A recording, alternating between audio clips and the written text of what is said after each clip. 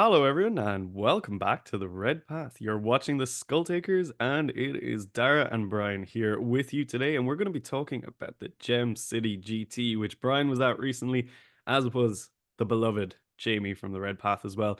Video with him is going to be dropping later on this week, all things going well. But today we've got Brian, and Brian had an incredibly successful run. For anyone who doesn't know, Brian went 5-0 at the events, placing second, which is, very disappointing. Obviously, channel permissions are on the line for him, but we'll get past it for what it is.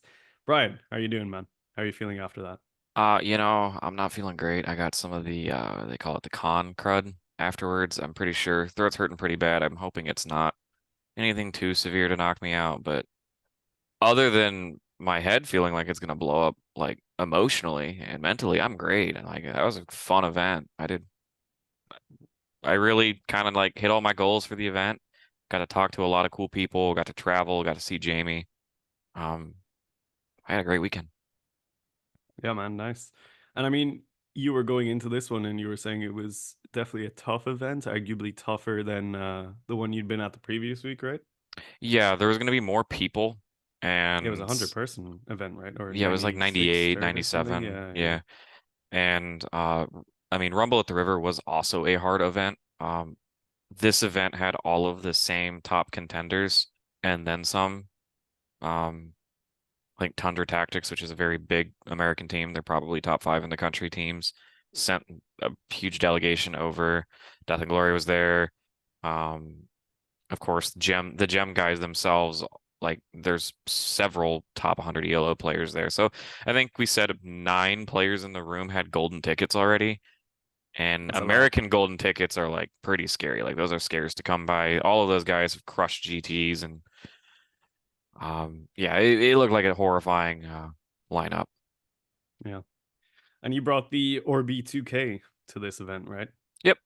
Same list. Didn't change it at all. I actually couldn't if I wanted to because the submission date was like the same day as Rumble, just Right. because the data slate was weird and TOs are trying to be flexible with players to allow it. Yeah. Give the Blood Angels players some flexibility, which there really weren't any at this event, which was surprising. Yeah, I've seen that recently. Blood Angels are not as predominant as I thought they would be in terms of popularity, They're which still super good. weird. They're so Like good. Like they're so so good. good, but the one that brought a list was like on like double ballistas, and I was like, I like the ballistas, but like, Not here though. Yeah. So we're not going to talk too much about the RB2K list because I feel like we've kind of beat it to death already, but do you want to run us through it? I'll have it come up on the screen here. But why don't we take a quick run through and maybe, just touch bases with anyone who hasn't heard this wonderful, wonderful composition of units, which I mean, look, we've said it a bunch of times already, but it merits saying again, this is literally the best World Leader singles list you can be running right now. It is currently between you, me, Ryan, 23 at and 4. the 4 events that we've been to since this new meta has begun, we've all taken this exact list. It's 22 and 23 and 4, I think. 3, might be 3, 22 and 3. So Ryan's lost one, you've lost one, I've lost one. Yeah, that's I it. think that's it. Yeah, maybe 22 and 3. This list is good. Why don't you run us through it from the top? For sure. Yeah. Just the classics, can't leave home without them. Angron, Glavemo, Invocatus. All of those at this point speak for themselves. I don't really have to go too much deeper than that. Just don't cut Mo, even though he got nerfed. Keep playing him. Then we go into our battle line units. We have 2x10 Jackals. Really solid. You want to make sure you always have 2 Jackals in every list. That really enables you to be able to screen your backfield properly. 10 can kind of do it. 20, make sure like it's a done deal. You're screened. After that, we have 1x10 Berserkers, 1x5 Berserkers with no character to lead them. We have a Rhino. We have 2x3 8-bound, 1x6 Exalted 8-bound, 1x3 Exalted 8-bound, and a squad of Chaos Spawn. Kind of like the key takeaways of this list versus some other variants. It's got 5 pieces of trash, varying in quality, right? You have your 2 Jackal squads, which give you like a very high model count, screen clearing. You can scout them up. You can use them to screen out the backfield. And of course, icon rerolls are always good. You have your spawn, which are more of your like annoying piece. If you see something that isn't quite lethal and isn't incredibly durable, you can throw your spawn at it and they're just going to be stuck to it like gum on the bottom of a shoe.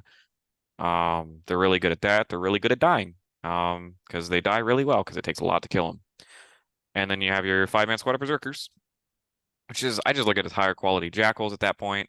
Like they have better attacks, more attacks, and that you make that assessment to throw them out. And like if there's Nurglings in front of you, right? 10 jackals probably don't kill 3 Nurglings. 5 berserkers probably do. Especially if you have like sustained or something else going up in the background. And then of course the Rhino. So this list has like the highest density of like scoring pieces for world eaters, like that I like and can tolerate. Anything less, I really don't like because in this meta, I mean, we have so many MSU armies running around. You just got to be able to chase trash down. Yeah, I think the volume and variety of scoring units is really what kind of makes this list really take over the edge for me. Where it's kind of like you have very niche tools, but all of them will find something to do in a game. It's a great list. If you haven't already tried it and you're interested in competing in this current season, I recommend you do try it because it's a phenomenal piece of equipment to be using, I think, at this current time. Yeah. So let's start talking about the games, right? Very interesting fields, Well, 100 people. well, Sorry. first I want to go over the venue. Gem City, guys are great. This is their 3rd year running it. This is the biggest they've ever gotten it to.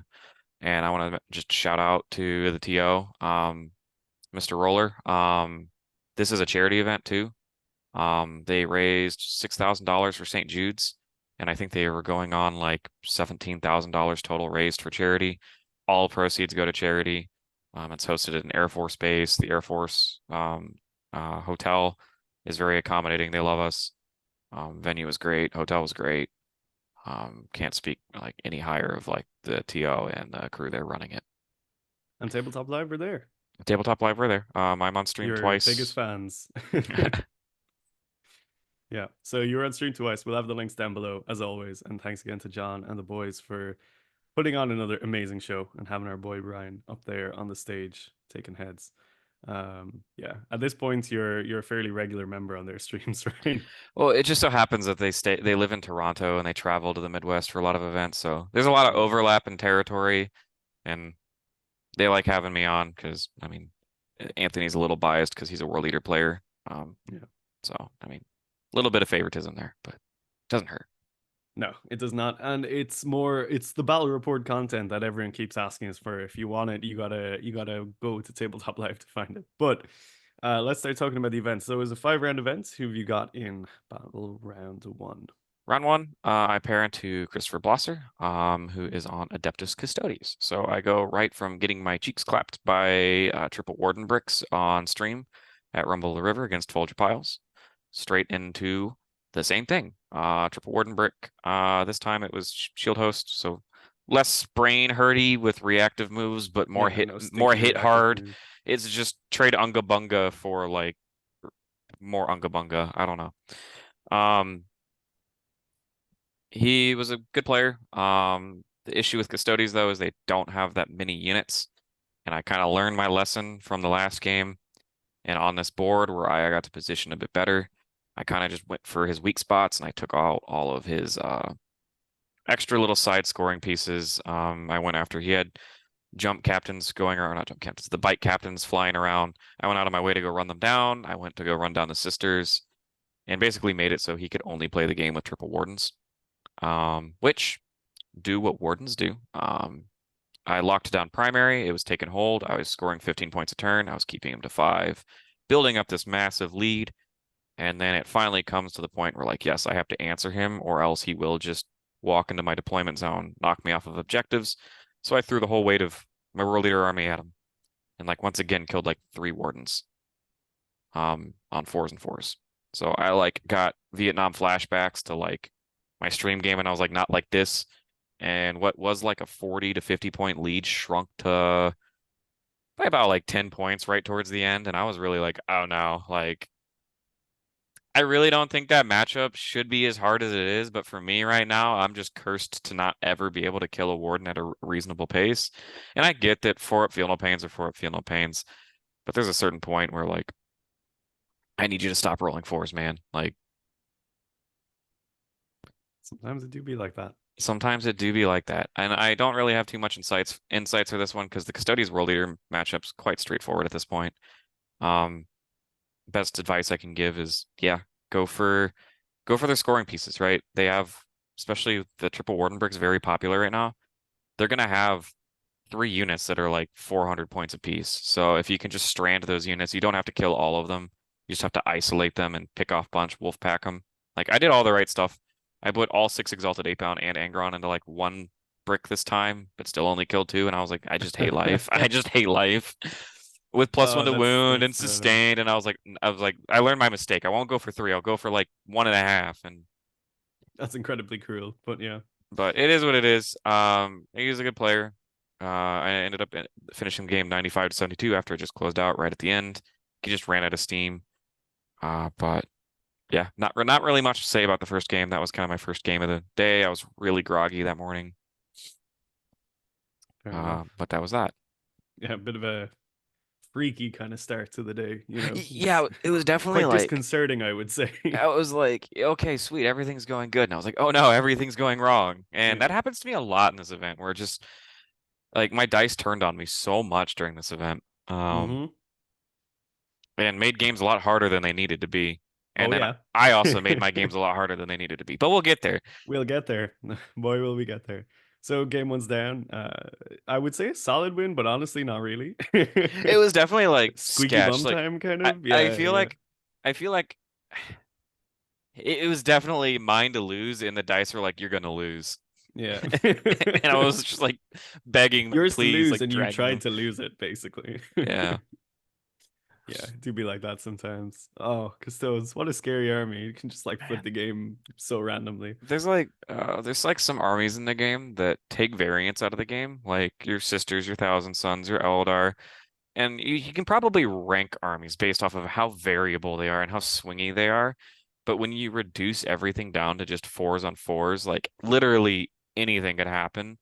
Yeah, variance is super high, but some sides of that variance are real fucking scary. Yeah, it's And we know I we feel play. like Chaos Knights are kind of like that as well, like the War Dog spam where you're just like, all right, this could get real Sometimes swingy you real fail those fast. 4-up Melta shots straight into your Hmm. forehead and you get sent straight into the sun. Well, And sometimes you fail to kill a T10 Warthog. sometimes you do. Anyhow, game one's down. What's your game two? Game 1 down. Game 2, I go into Tau on. I just forget which one, Montka or Kion, which one's which. I think it's Montka, the turn 3 sustained. The one that gets better as I the think game that's gets carry longer. on. Regardless, you guys can check. It's the latter half one. Against Tyler Jones. Very nice dude. He's never played against world leaders before. Or at least I think he said he's played against like only bad ones, but like I don't really know what that means. Um, Game started and ended with the first move of the game, which felt kind of bad for because it really didn't feel like it was a fun game experience, but it's exactly what you have to do to win the Tau matchup. I started the game by scouting 6 Exalted 8-bound forward 6 inches. I rolled my blessings and I got +2 to move and advance and charge. And the 6 Exalted 8-bound ended the move, crashing into a Devilfish, annihilating it, and then piling into 6 things. Did he not have a crit screen? He did, but he only had one.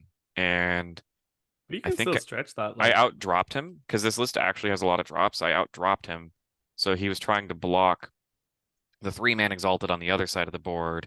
And I made sure while I was dropping stuff to put my different scout targets very far away from each other and spread them out. So the last drop that I put down was a 6 Exalted, and I had perfect information so that he couldn't screen. I could basically pick an angle to go down. And he either got the choice of hiding so far back he couldn't interact with me and gave me the game, or pushing up front and praying basically that I didn't get first turn, and I just did. The 6 Exalted touched 6 things. He failed, I think, the fourth of the fifth or fallback check, stuck in oh, it combat with must have me. been getting real scary when the first Yeah, I three was went just through, like, though. he was like, wow, this feels like such a big play from you. And I was like, just watch. You're gonna make all your. I'm gonna look stupid. I'm either gonna look stupid or look like the meanest person ever.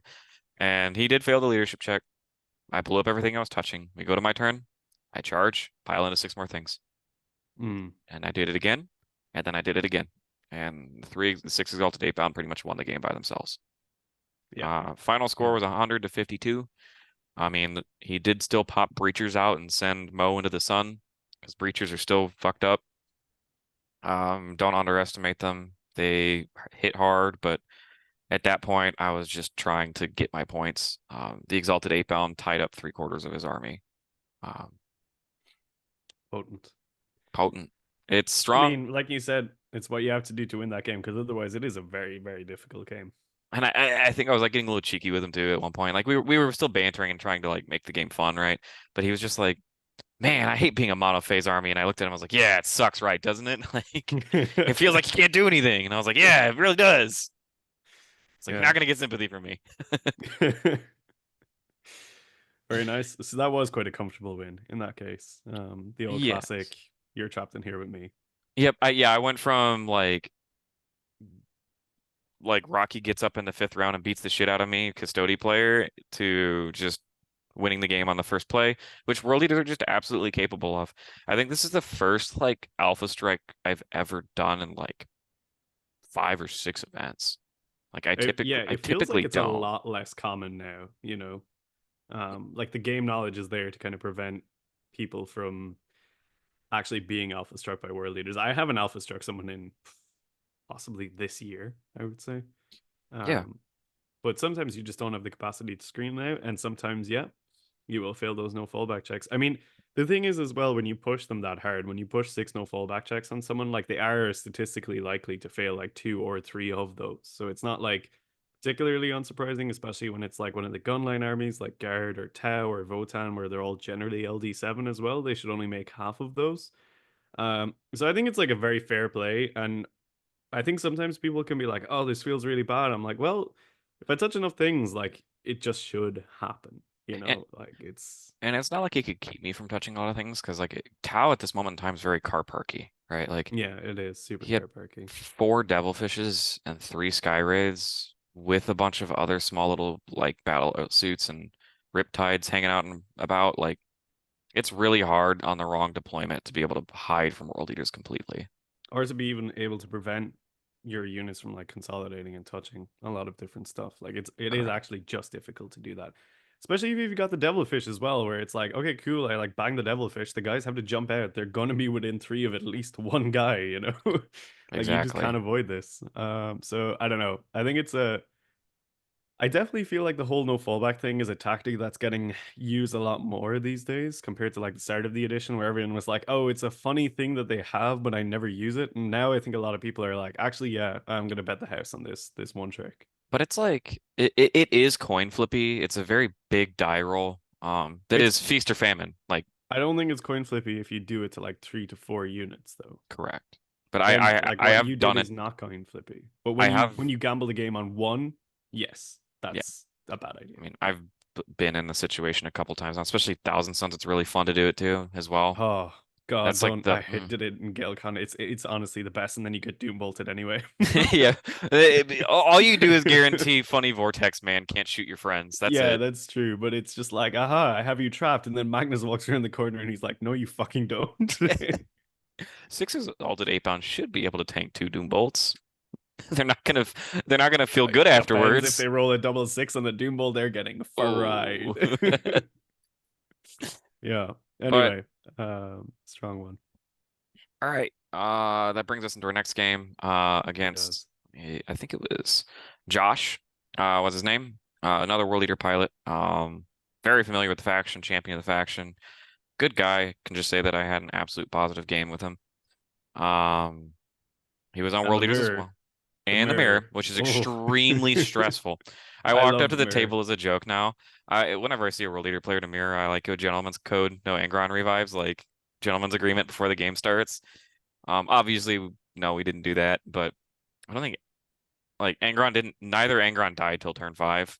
Oh fuck. Anyways, because I mentally went into this game and like I'm pretty good at the World Eater mirror match at this point. Like I know how to I know all the dirty tricks that have been done to me, so I know how to replicate those tricks as best as I can with the tools I have.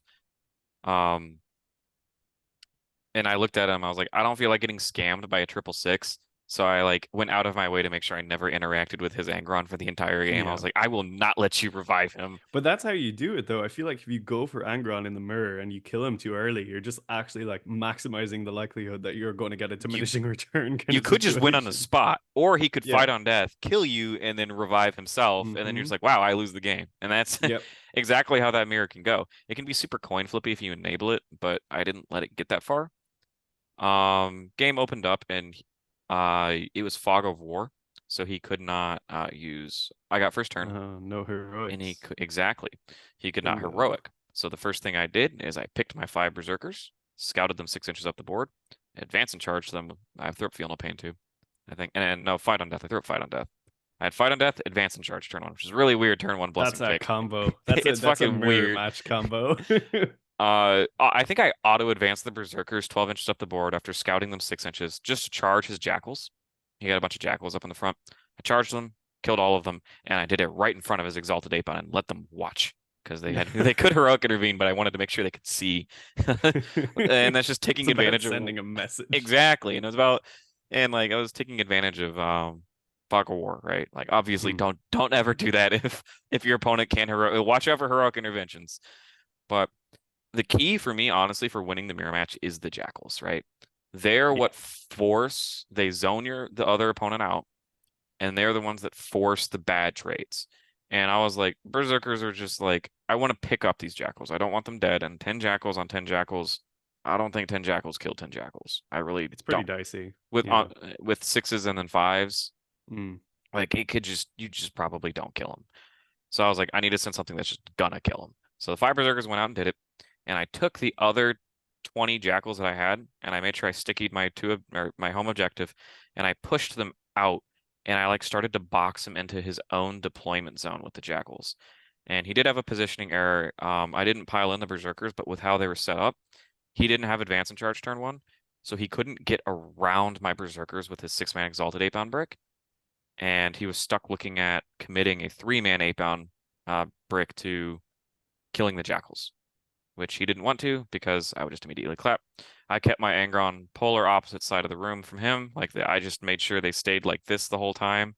Well, I mean, I think in the mirror, Angron functions as a zoning piece more than anything, right? Because neither side wants him to actually be engaged, I feel like. And because I got to go first too, like I always got to react to where his Angron was kind of as well. Yeah. Like he would move his Angron, then I'd move my Angron, then he'd move his Angron, so on and so forth. Um, It's very but much like the queen in a game of chess is like your Angron piece in the mirror. right. And then we go to his turn. He charges Invocatus into just the 5 berserkers, actually kills only 2. He didn't even charge anything else. And I was like, sweet, like I guess, like I'll take that. The berserkers just got kind of lucky on their 5s and his Invocatus whiffed. He thought that'd be enough. He shuffled out around repositioning. He took me off a couple objectives, and that was that. He didn't mess with the jackals at all because he didn't want to start a bad trade interaction. He started setting up himself up to be able to counterpunch, and he basically just tied the points, but made sure he had a good counterpunch to however I responded. Well, he wasn't ready for how toxic I was going to respond, which was he took I took my like I said, my goal was to never have my Angron interact with his. So I took my Angron and flew him. After he repositioned, I flew the exact opposite direction, and Angron went and picked off like 3 8-bound just chilling in the corner that he had. Like I went full like auto advance just to go bully 3 8-bound with Angron. Like he had fight on death up, and I was like, I don't care if you fight on death with 3 regular 8-bound and Angron. It's not going to do anything. And then after that, I push the jackal screen the wall up even further. At this point, they've stickied 3 objectives, and I pushed the wall up, advanced them up into his face without actually without charging, like no intent to charge. And I made sure that that's front of the screen, my objectives were 4 inches back. So if he charged the front of the screen and killed the jackals, he would not be able to pile onto the objective afterwards. So I made sure there was no way he could unsticky any of my objectives. So now I've had pretty much 3 uncontested turns of scoring primary. I took his jackals away from him. I took 8-bound away from him, and I took Lord Invocatus away from him. And he actually found a very smart way to get out of the trap that I set about being 4 inches back. Um, there was no way he could stop me from doing this, I think. He ended up charging one of the jackal squads, and they were like touching each other.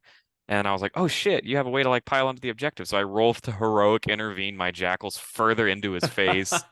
Like I was like, oh, I can only Nice. base you with one jackal, but I'm gonna use the other 8 inches to walk deeper into your deployment zone with my own jackals, but still ending closer. It's Yeah. cheesy, but it's legal.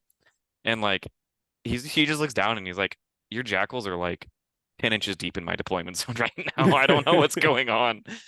And that pretty No. much decided the game from there. I was just up on primary so much by that point. I was doing well on secondaries because I had board control. Um, and then finally, when the engagement started happening, um, Angron, I finally get my Angron involved in like turn 4. I'm like, okay, the threat of you Angron reviving doesn't exist anymore. Like if you revive on turn 5 is what it is. I double charge his 6 exalted with my 6 exalted and Angron. He heroic intervenes with Mo, his Mo. His Mo tries to clap my Angron. I actually pop -1 damage just to make sure I don't get scammed. Oof. Spicy. Just for Mo. Like I -1 damage Yeah. to Mo. I respect You him never too know. much. You never know. After what Dara said, I had to respect him. Um, Angron lives. I take both of his 6 exalted and I take his Mo on 5 and game's over. Like he's got Khorne in 5, a couple 8-bound running around and Angron. In fact, his Angron then charges mine on his turn. I make 6 for 6 4-up invulns, and mine took offense and smacked him back. But that was the game. It was a good game. The World Eater games can be very swingy. Usually it's like whoever makes the first mess up first will lose by a lot, and the other Yeah, person will for win sure. by a lot. So final score was 99 to 38 for me, and that's the end of day 1. Ah, Nice. and that was a very stressful way to end day 1 too, because I was Sounds just like a like, stressful day one, full stop. It's just like, oh, a lot going on here. Because like that Tau game, I know obviously it went well, but when they're rolling those checks, your heart rate is like, ooh. I'm like, he's like, so what does this do again? I was like, oh, you have to take a no fallback check. And he's like, oh, this is easy. Pass, pass, pass. And I was like, stop it. I was like, you're gonna make me look stupid. You're gonna make me look real stupid here, sir. That would have made you look real stupid. I know. And he's like, I oh, would have this had is easy, and then words. breacher me If into you did hell. not pull that off, I'd have had words with you after that. But yeah, so your trio feeling pretty good going into day two. Yeah. Jamie and I and my good buddy Zab got together. We went to go get dinner afterwards. Just relaxed, had a few beers. There Jamie is at this nothing like a Saturday night of a tournament hanging out with Jamie. I must say, it's like at honestly so all much you can fun. eat too. Oh no. You saw Jamie at his most feral. Well, no, actually, I lied. The all you can eat was during lunch, which I forgot to Mm, mention. Which, yes, he did go feral, but it was kind of a yeah. bad. The buffet was like okay during lunch, but they were Mm. short staffed, so they just came up with something easy. For dinner, he kept looking at there was like a $50 like double rack of ribs on the menu. And he was like, I kind of want ribs. And I was like, Jamie, that's 2 racks of ribs. There's no way you can eat that.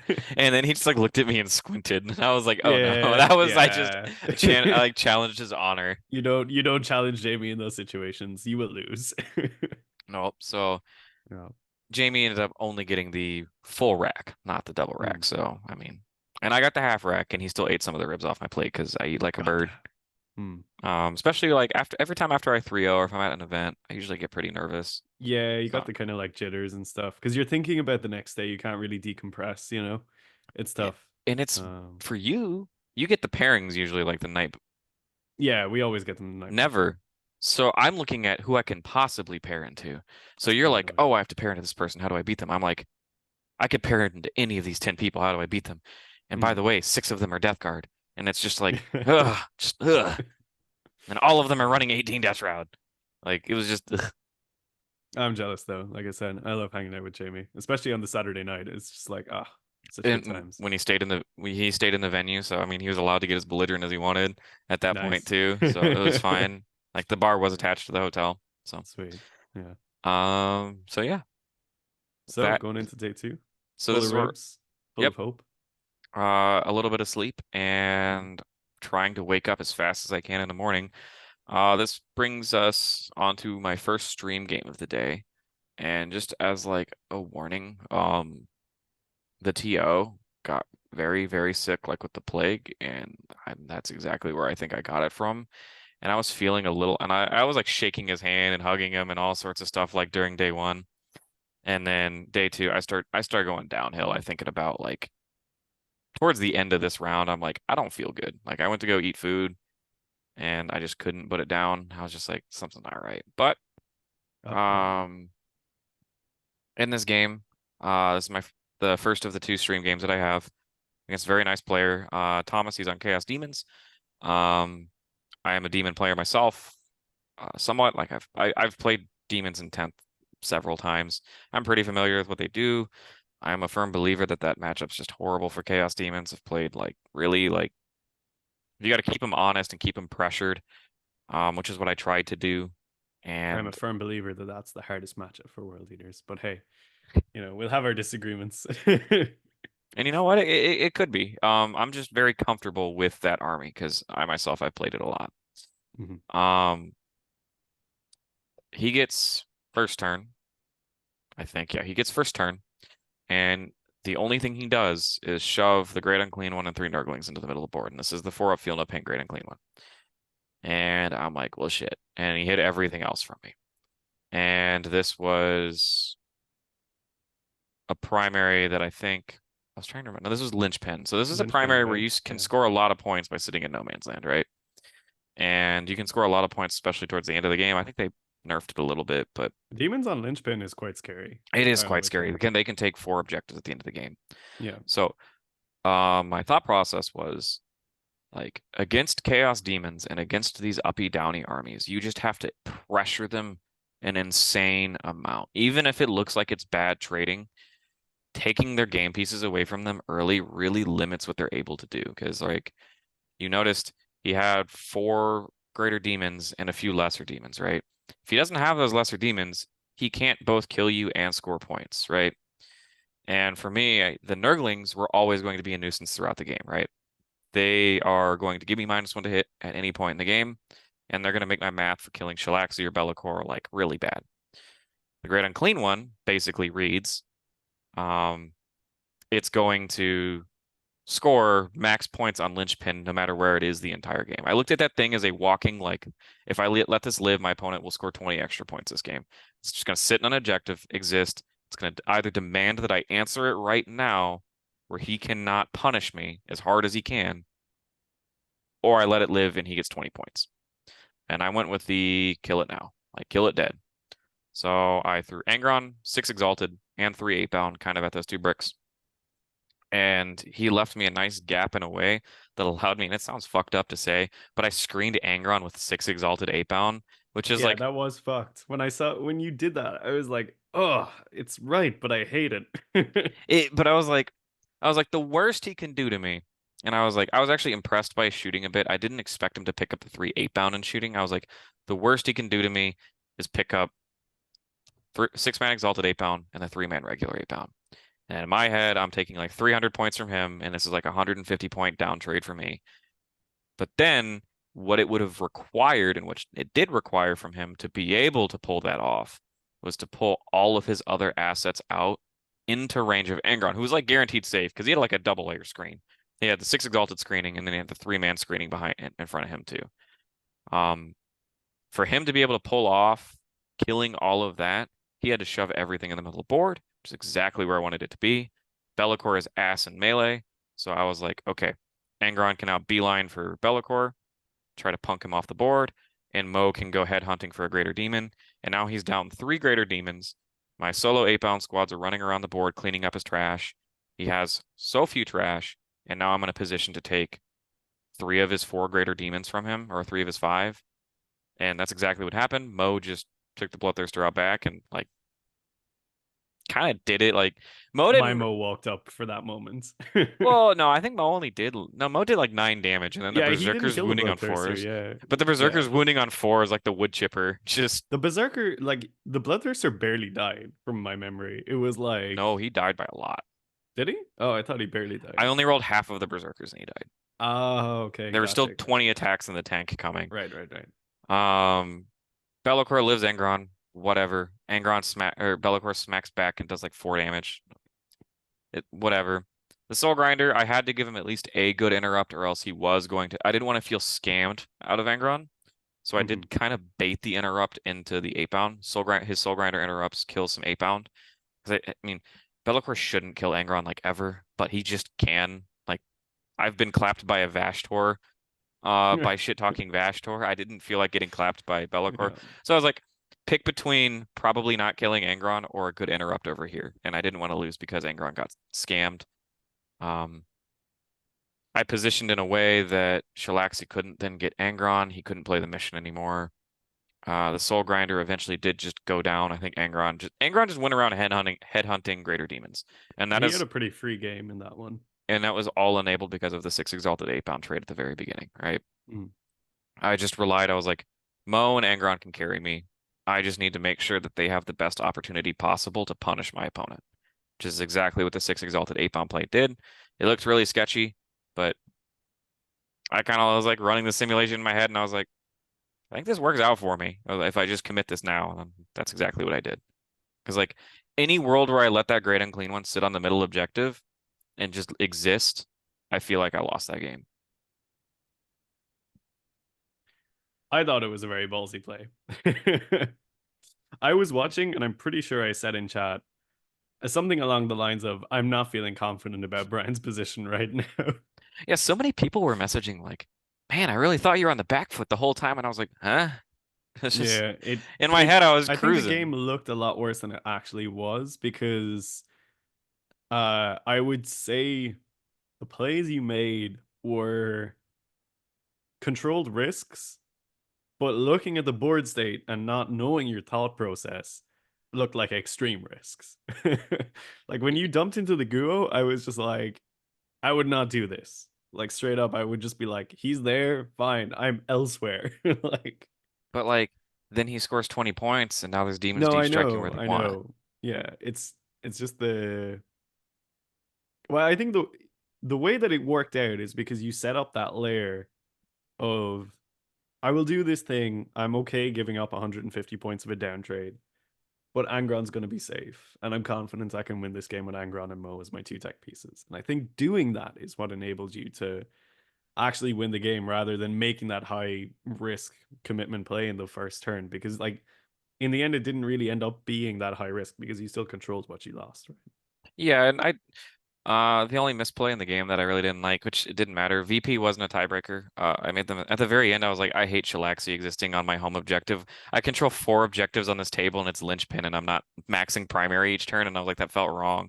Angron yeeted back there and killed himself on Shalaxi. Yeah, Shalaxi's just uh, Shalaxi's crazy good. Yeah, in my head playing too. around Shalaxi is how you win the demon game, I was really, like, to I be don't even want honest. to fucking interact with her, and I didn't interact with her Yeah, till turn 5.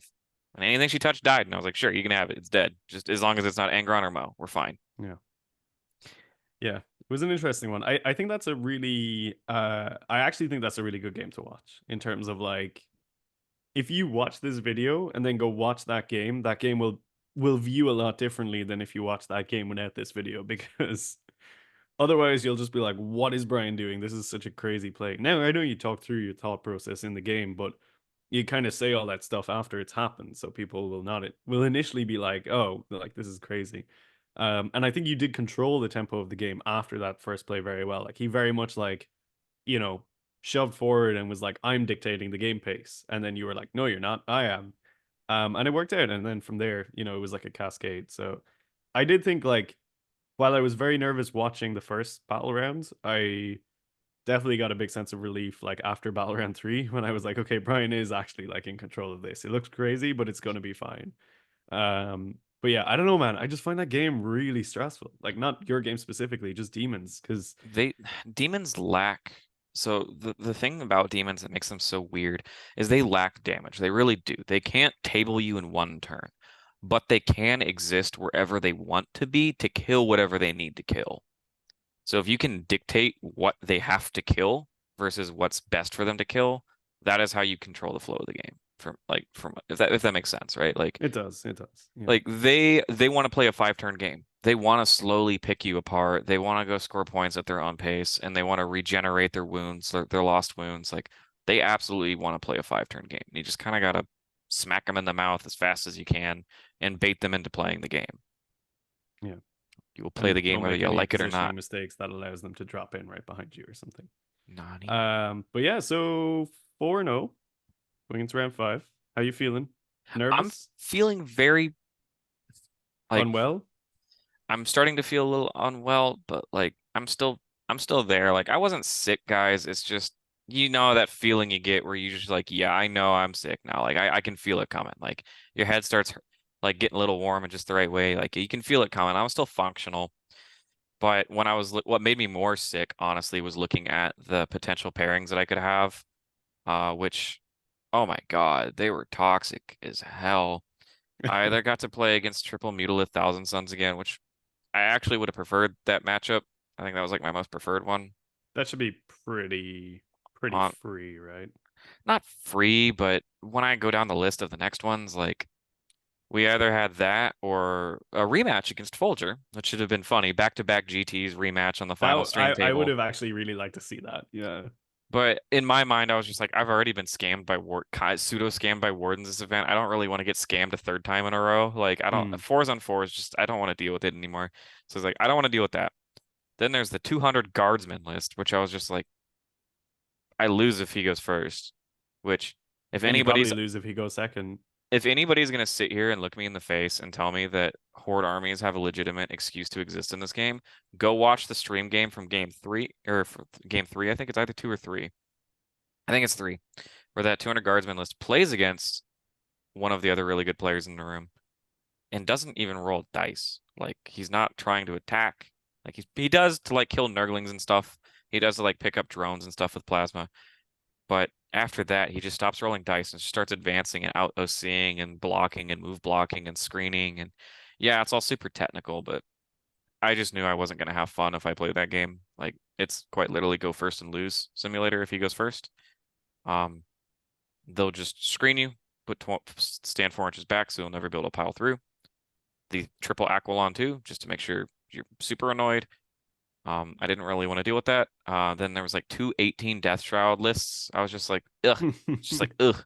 I was like, there's a good chance I could take it, but like, I But just it don't. just seems painful. It's just like one of them had like a weird dilemma to me is like one of them had typhus and 10 or 20 poxwalkers, and I was thinking, I was like, what's actually a good answer for us for that? Oh, believe me, I've run into that a few times. We Like, don't got one. we know it's like, Probably Mow and 10. and then And they're that's just not gonna even be a like, good haha, answer. funny plague flamethrowers, and you just like melt and fart and Die on the stink, way and you in. just Yeah. die, and it's just like, wow, this doesn't feel great. So I just Hmm. didn't want to fight that. And then there's Peter, who actually ended up getting paired into, who was Eldar, which I'm kind of sick of playing against Eldar, but I was like, of my options, I would like to have a fun and an interactive game where both players can express themselves, and I will control my destiny and win or lose this game because the other player outplayed me, and not Yeah. because I got 4 up into the ground or the other person went first, or a Thousand Suns where they just kind of cheat. I don't know, like cheat for free. So I get paired into Doombold. Peter. Doombold. Um, Full disclaimer, Peter and I are actually on like pretty good terms. Like I actually know him. It's not the first time we've played. He used to be one of the best Warhammer players like ever. A long time ago, fourth, fifth edition, I think. He's an old school Warhammer player, getting back into 10th. So some of the rules, I was on the stream, you'll see me like being very helpful and stuff with them, and that's how I treat all of my opponents and all of my friends and stuff, people that I know and I'm comfortable with. Like it's like this tit for tat thing. So like if I'm never annoyed in that game at all, if there's some stuff getting off here and there, he's a fantastic player. His game decisions are on point. It's the nitty gritty stuff that ended up getting him at the end of the day. At this point, I actually started to feel pretty unwell. I just wanted to get this game over with and get out of there. I was making a few misplays here and there. None of them to my detriment, or none of them to my opponent's detriment. Like, there was a turn where I rolled my 8 dice, forgot my blessings, and I was just like, cool, guess I have no blessings. Like, that was just the only way you could handle that in that situation. I didn't want him to feel scammed or anything. So I was just like, I'll just pay the CP, which ended up screwing me over harder. Pay the CP and throw the blessing that I wanted up. So the game starts with me going first. Jack will scout up, and in search and destroy, you can sticky the middle objective. I sticky the middle objective, and I take the spawn, and I throw them all the way on my tertiary objective on the side, like my safe expansion. Eldar really can't handle spawn. They literally have nothing that kills spawn outside of overcommitting with an avatar or dropping fire dragons on their ass, which is like heaven for me if that scenario ever happens. Warp spiders aren't doing it, swooping hawks aren't doing it, and if any of them come try to do it, they're gonna fail miserably and then get clapped by angry minotaur men. So that was the plan. and I wanted to burn that objective as fast as possible so I could shift the entire side of the board away from him and into the other corner. Like again, Eldar wants to play a 5-turn game. They want to be uppy downeying. They want to be scoring everywhere. I wanted to like corner him in one side of the board, so I was like, I'm just gonna burn this corner and move on with my life and go the other direction. We have some weird tit for tat trading where I'm like failing to kill Rangers when I should like kill them by a pretty wide margin, but whatever, doesn't matter. Staging for my next turn. He responds, not too much. I think I gave him the butt end of a rhino to shoot. I didn't really care because I just wanted to make sure Mo was in position to keep the avatar back. The rhino blows up. It looked like it was for no reason, but I really needed Mo to be where he was because I needed him to be a threat to lock down that side of the board because I needed to deny his primary. I do not want to get secret missioned on Scorched Earth by Eldar and have them score 30 points in the last turn of the game. That is what I did not want to happen. So I needed to pressure him, keep him scoring low, and make sure I was locking down the sides of the boards and dealing with as much pressure as I can to remove all of those pieces. We then go into my next turn, and I completely like whiff my blood dice. I think I only get like +2 to move and feel no pain. Feel no pain, I think. Yeah. If I had advance and charge, I think I would have ended the game there, but I just didn't get it, and that just happens, even though I had 2 icons. So more of the same stuff happened. I went after more of his screening units, some stuff repositioned. At this point, I set up like this nice little like cave of like on one side of the board we have 3-man 8-bound squad and Mo and 10. And on the other side of the board we have Angron and the rest of the 8-bound, including the Exalted. And I still had the 3 Exalted in reserves, which I was planning on throwing down wherever they needed to respond. Mo was pretty well safe. I managed to like screen and position him because he had the Death Jester. It was really annoying to find an angle where Mo couldn't get shot at, but I did eventually find it. It took a second. We go into his turn. Fire dragons come down. Like I predicted they would. I even like told him you're probably gonna rapid ingress here. I don't think there's anywhere I could hide Angron to keep you from rapid ingressing. Flying a falcon 14 inches, getting out 3 inches, and then shooting me. Like there's no world where I hide from that. So I just had to accept it. And he's wounding on 5s, re-rolling, and I was like, you probably don't kill Angron with 5s re-rolling with 5 melted shots. I was like, you're probably only going to wound with 3, and I'm going to save 2 of them. Like, that's exactly what happened. Drop down, shot a bunch of melt onto me. He hurt Angron quite a bit. Failed like 2 to 3. It's calculated risk again. I knew he was capable of doing it, but I wanted to bait him. I wanted to bait that play out of him. What I did not expect him to do was to pull Striking Scorpions out and try to go for a charge on 3 8-bound. That's probably where he lost the game. It's based off that heroic intervention. He comes in, charges 3 8-bound. I heroic intervene with 6 Exalted, which were then able to pile into those fire dragons, and I just cleaned up everything over there. Now, it got a little dirtier than it should have been because Karandris just popped off randomly and just gutted me, and I was like, oh, what the fuck? And just fucking massacred all of my Exalted 8-bound, and I was like, okay, well, like that just happened. Angron's alive at 6. Angron jumps the wall, and I was like, all right, 6 Exalted 8-bound. Got this covered. The spawn got this covered. The 6 Exalted 8-bound did not have that covered. But I was like, in my head, they weren't dead yet. But I was like, yeah, they got this covered. So Angron hopped to go deal with the Avatar. Mo even came out to deal with the Avatar, and I was like, this dude's fucking dead. There's like no way he lives this, right? And then I forget what my blessings were at this point. I did have sustained up. But I didn't trust not doing. I didn't want to do that to Peter, right? So I was like, all right, I'm just gonna pay the CP and whatever. You can't interrupt. I'm just gonna throw sustained up. I throw sustained up. Angron throws like 12 successful hits at this dude and then wounds him twice. And I was just like, at this point, I was like, I'm gonna spike you on the floor, you dumb little red like monster man. Like if you spiked that Angron on the floor, I would kill you. You would kill me. But I forgot. I don't think I told you. I started this like campaign in chat where I actually managed to convince chat and John, who was hosting the stream, that Jamie painted that Angron. Nice. Yeah. So you only have to look across the table at Jamie, who's like playing right next to me too. Yeah. Oh, that was game 4, which Jamie will be filling you guys in on his own video too. He did super well, so I encourage you guys to go look at that. But yeah, nice misinformation campaign. It worked. Angron fucking whiffs like an idiot. You know what would have been great? +1 to wound on Angron because I rolled so many 3s. CP for that, right? Yeah, if only I had the CP for that. But like I said, I I'd mean, I rather think not. what you did is, and a lot of people said it in chat, what you did was like very admirable, probably above and beyond what you needed to do, but was still a very good thing to do. Yeah, but at this point, it's game 5. Like the excuse of, oh, I was tired and I made mistakes. That only works for like forgetting stuff, not making shit up, right? Like you don't make shit Yeah. up. And I wasn't about to make shit up, right? I wasn't gonna try to talk myself out of that. I was gonna be like, I'm just gonna own it. I don't remember. I even have a little laminated card next to the dice tray, and the dice got knocked or picked up and rolled or whatever. But it is what it is. Now it's Mo's turn to ante up and try to make up for Angron's failures. And Mo does take uh the Avatar down to 7, which is still like a disappointing result, but like eh. But now Angron's sitting there staring at the Avatar. Angron and Mo are both staring at the Avatar.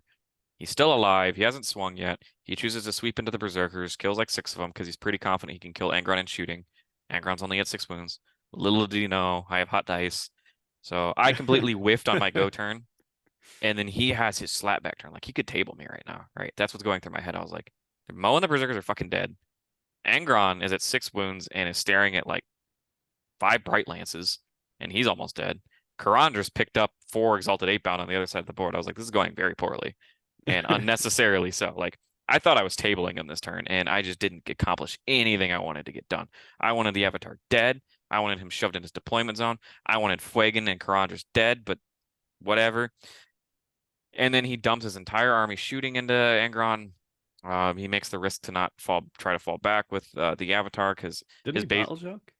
No, if your base crosses over, you can't. You have to take a desperate breakout check if your base goes over something else while you're falling back. Right. So what it was is my Berserkers were just wrapped enough. Oh yeah, sorry. Of course. Yeah. So he would have had to take the check to fall back, and he didn't want to anyways because he didn't have enough CP to get everything he wanted done. So he just wanted to shoot Angron in his dumb face with the dumb stupid laser gun.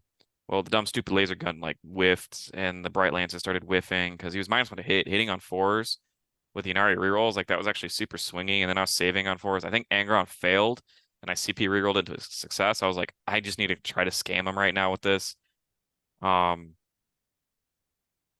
Angron also did finally have damage go through on him. He took 8 damage while he was at 6 wounds, and I feel no pain, and he was living at 1. And I was like, feels nice. And Yeah. I was gonna look at Still. And I was gonna look at Peter and I was gonna be like, Mo is gonna fight first and kill the Avatar anyway. So like that was just my 8 dice roll to bring Angron back. So just be happy he's not at 16. Sure. And at this point my head's on fire. Like I just don't feel good. Brain's jelly. Angron, I forget the fight first on Mo. Because technically I could go Mo and Angron swinging, and Angron could potentially get a Falcon. He went for the Hail Mary to try to kill Angron by ramming him with a Falcon. He didn't have the tank shock CP. So I was at first my heart dropped like, oh fuck, tank shock. And I was like, oh wait, no, we're good. Just but then he went all 3 hits and like 2 wounds, and I was like, oh no, like it's happening. Scary Um, 2-ups. yeah, and it was like, dumb idiot, please don't do this. Like Angron tried his hardest to throw that game. On He top of really me did. forgetting my rules. Um, Angron claps the Avatar off the board. Uh, Exalted 8-bound, pop off, finally kill Karandra's that dumb little idiot, and kill a Falcon. I crush the other side of his flank completely. He's just out of tools. At this point, the game's pretty much gone. Mo broke free and managed to charge his back objective. Also, I just want to be clear, guys, like there was like some weird confusion. Yes, like I want to get in front of this. Like I really didn't see that as big of a deal. His Autarch was 4 inches away from the Mo squad, and I positioned the Berserkers to be unfailable charge from Guardians. I declared the charge on the Autarch, and also after the roll, I was like, I'm obviously going to also charge the Guardians too. It's an unfailable charge. I just wasn't feeling good at the time. I know I should have declared both. If I really needed to, I could have positioned it so I could have piled into the Guardians anyways and still got the swings. But no, I wasn't trying to like one-up him. If I wanted to do it, guys, I would have been smart in my cheating and done it the other way, where you declare the charge on the unfailable one and then go for the hard one. That's not what happened. So please be nice to me. I don't know where that came from. So just to get in front of that, like whatever, it's weird. Stop it, guys. It was a 4-inch charge. Calm down. Um, like Relax, people. I rolled an 11. Like calm the fuck down. So obviously I wanted to clear his home objective, and the Berserkers could have done it on their own. And Mo can clap any elf any day of the week by himself, any named elf, right? Like that's just gonna happen. Game's pretty much over at that point. Like I said, Peter's a fantastic player. Um, he actually got the golden ticket for the event. Even though he went Nice. 4-1, like all of the guys that won already had that went undefeated had a golden ticket already, so it went down to him. And like, yeah, there were a few things he was messing up on. He's just not familiar with the combat phase, and I was like, you know what, man, combat armies aren't really that good right now. So, and it's really rare to see people actually like pulling out all of the really weird tricks too to like get around fights first, like I did do in that game. And a few other interactions. I was like, I'm more than willing to like grind this out with you guys, with you because like he's a friend. I wanted to do well at WCW with us too. And that's pretty much the end of the event. I ended up going 5-0. Tiebreakers were opponent game win percentage, and it was super, super, super close. The 200 guardsman list ended up winning. Um, and Folger got third place on Custodes, and he won against Thousand Sons, which is a really hard matchup. So props to him. But other than that, the event was great. I won like a nice little Nurgling plushie. It was like this big. Oh, sick. Yeah, It the was like big a, one. it was like a, no, I got Ah, the. It's like a. Hold on, give me a second. I'll go grab it. It's like right here. let's see the plushie.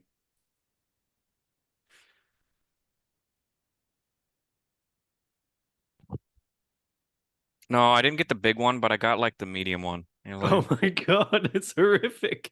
it looks like Yoda got hit by a car. Yeah. His But guts hanging out. I had the choice of this or the $230 Orc Christmas box. Oh, this 100%. Yeah, 100% 100%. this. And I was Yeah, just like, absolutely. That's amazing. and mainly it was just You know, like Max is gonna eat that, right? When you're not looking. he ate 5 socks while I wasn't home. There So you yeah, go. he might. No, Nice. this is staying up on the shelf like where he can't see it. But yeah, this was my prize and I would not change it for the Possibly one world. of the greatest prizes you've gotten. Yeah, and like if you guys don't know, like this is handmade. This isn't like some factory thing. Like this is like the wife of the TO made an even bigger one. It's like the size of a human torso. A Nurgling that big. It's huge. And she's It's like, yeah, the going incredible. rate for that stuff online is like $500. And I was like, "Whew." Like, yeah. Wooden Spoon got a Scaventide box and they said play a different game. Hivestorm got given Oof. out and everybody booed because no, it's just I don't know what it is. The kill teams are just so toxic. Even like the Vespids, they just can't help but put the world's worst rules on these things. Oh, just wait. Wait for the World Leaders one to come out. Yeah, It'll be Red ass. Butchers are gonna say fight a million times. They're gonna have the Halberd rule where if you fight them, they fight back, but they're actually Oof. gonna be good. Jesus, that would be. Yeah. All right. We'll But get they're there when we actually gonna get be there. good. So, big 5-0. You continue on your path towards WCW with nothing but wins, pretty much. Must be feeling pretty good, man. You're on a bit of a tear right now. I mean, what is that, like 4 events dropping like 2 or 3 games across them? If I think I check stat check right now, I think I'm like I want to say like 42-7 right now for this ITC season since it went up. So like, yeah, I'm feeling good. And that's including WCW from last year where I got clapped by Manny Chima and another like Yokul, um, Jokul.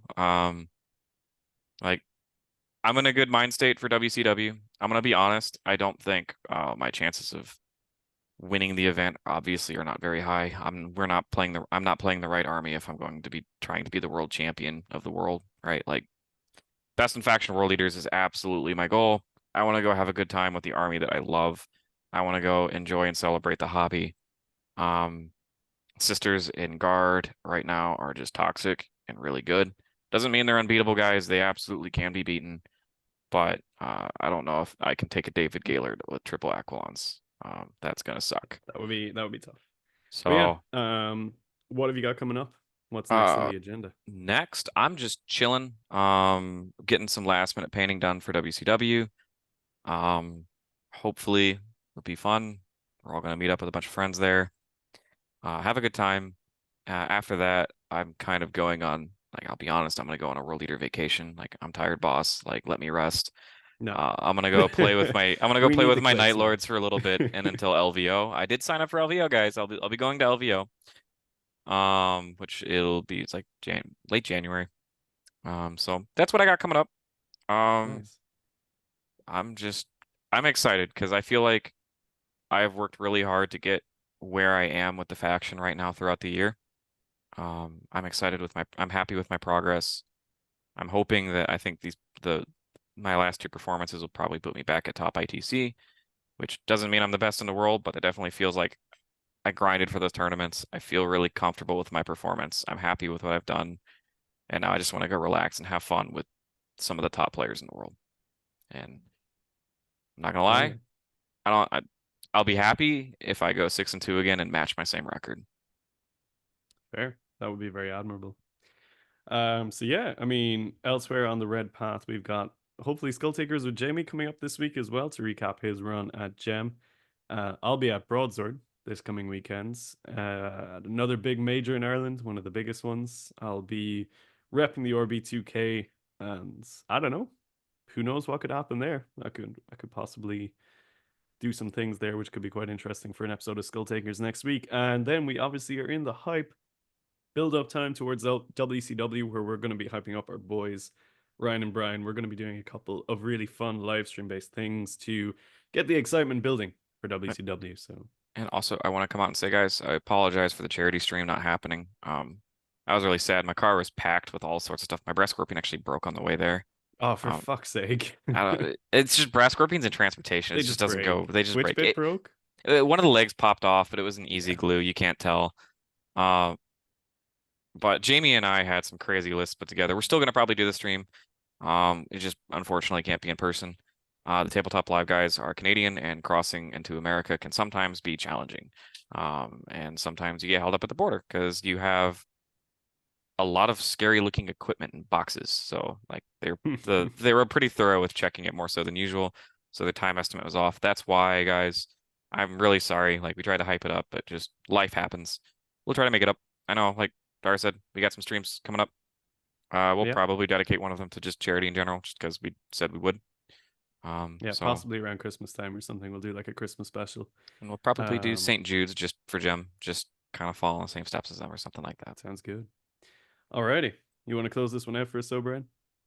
Yeah, everybody, thank you for coming to watch. I know, like, I'm like trying to keep it together right now. I'm gonna go back and like try to get a little bit of work done and like sleep for the next 12 hours is my goal.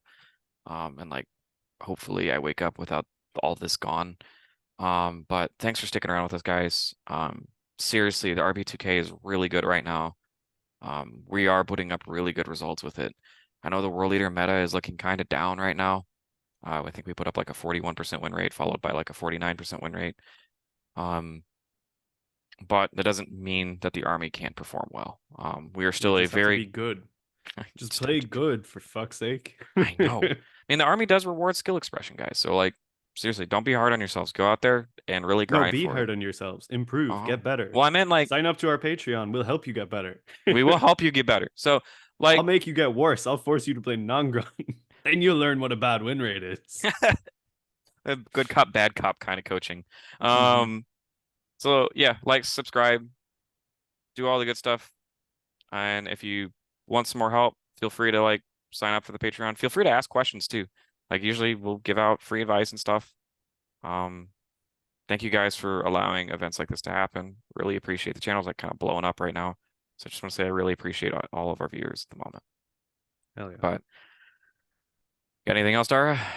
Nah, you know what? That's pretty good. Do all the stuff. Click all the buttons down below if you want to keep us going to events. Do sign up to the Patreon because that is essentially what gets us going there, especially in the lead up to WCW. It's a very expensive event for the channel. We're putting two of the boys up there, so any help there is obviously appreciated. Until the next one, though, this has been the Skull Takers. You've been watching the Red Path. This has been Brian.